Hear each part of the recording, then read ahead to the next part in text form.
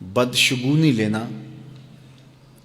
یہ بہت سارے معاشروں میں اور تہذیبوں میں مروج تھا اور اب بھی مروج ہے، لیکن اسلام نے اس کی نفی کی ہے۔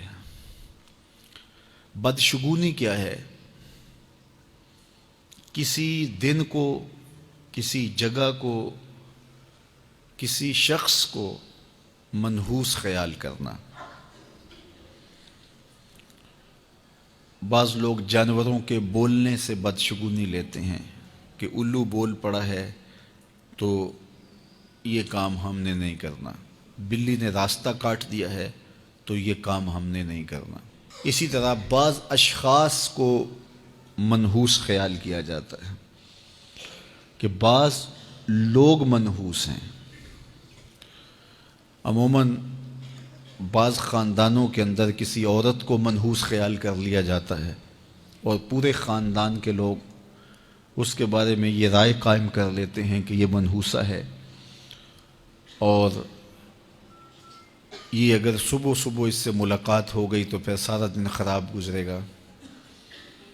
تو یہ ایک تصور ہے بدشگونی کا جو ہماری معاشرت کے اندر پایا جاتا ہے۔ جاہلیت کے زمانے میں یہ ساری چیزیں موجود تھیں۔ آقا کریم علیہ السلام تشریف لائے تو آقا کریم علیہ السلام نے ان ساری چیزوں کی نفی کی اور اللہ پر توکل کرنا، اللہ پر بھروسہ کرنا سکھایا۔ علماء کی صحبت میں بیٹھنے والے لوگ کافی حد تک ان چیزوں سے بچے رہتے ہیں۔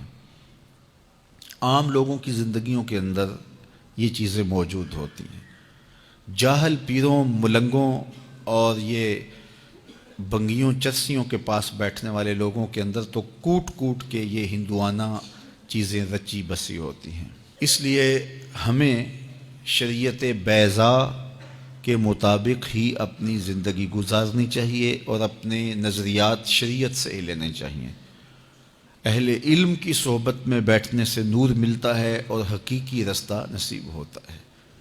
تو کسی کو منحوس قرار دے دینا یہ ہماری اپنی اختراع ہوتی ہے، ہمارا اپنا وسوسہ باطن ہوتا ہے۔ حضور نے ارشاد فرمایا ایک تو متعدی مرض نہیں ہے کہ اگر میں اس کے پاس بیٹھا تو یہ مرض مجھے اس سے لگ جائے گی۔ دوسری بات ارشاد فرمائی ولا حامتا، الو کا بولنا کوئی معنی نہیں رکھتا، اس کی آواز کوئی معنی نہیں رکھتی۔ تیسری بات فرمائی اور نہ ہی ستاروں کی کوئی تاثیر ہے کہ فلاں ستارے کا یہ اثر ہے۔ اقبال کہتا ہے یہ ستارے میری قسمت پر کیسے اثر انداز ہوں گے جو خود افلاک میں زار و زبوں گھوم رہے ہیں۔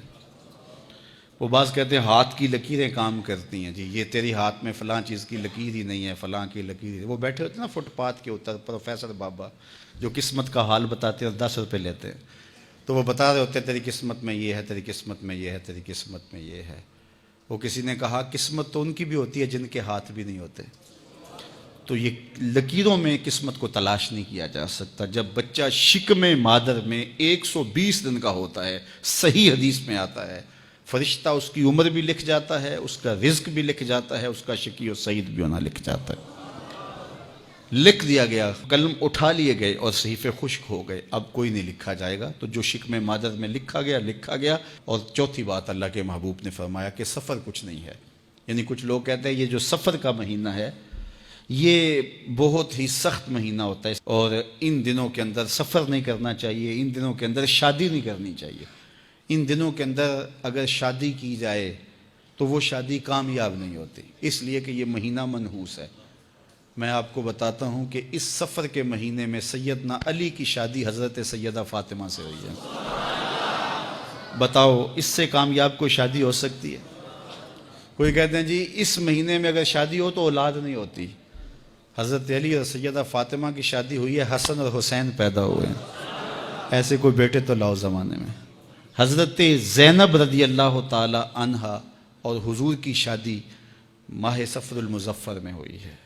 اس لیے ہمارے علماء اس کو خالی سفر کا مہینہ بولنے کے بجائے صفر الخیر یا صفر المظفر کے نام سے پکارتے ہیں، یعنی کامیابی کا مہینہ، خیر کا مہینہ۔ تو یہ محض لوگوں کی اختراعات ہیں۔ تو جس طرح باقی مہینوں میں شادی کرنے میں کوئی حرج نہیں، تو سفر کے مہینے میں بھی شادی کرنے میں کوئی حرج نہیں، آقا کریم نے فرمایا یہ بدشگونی لینا یہ شرک ہے، اللہ کے توکل کے منافی بات ہے۔ اس لیے جاہل لوگوں کا کام ہے کہ لوگوں کو اوہام میں وسوسوں میں مبتلا رکھیں، ضعیف الاعتقادی قائم رہے تاکہ کچھ لوگوں کا کام چلتا رہے، لیکن اللہ کے محبوب جو دین لے کر آئے اس میں اس کو علامت شرک بتایا گیا۔ یہ جو بدشگونی ہے یہ فرمایا تمہارے اندر کا وسوسہ ہے، اور جب کوئی بندہ اندر سے ضعیف الاعتقاد ہوتا ہے تو پھر یہ چیزیں اسے پیش آتی رہتی ہیں، اس کو یہ سمجھتا ہے ہاں اسی وجہ سے ہو رہا ہے۔ تو یہ چیزیں انسان کی زندگی پر بہت زیادہ اثر انداز ہو۔ اللہ مجھے آپ کو اپنی رحمتوں کے حصار میں رکھے۔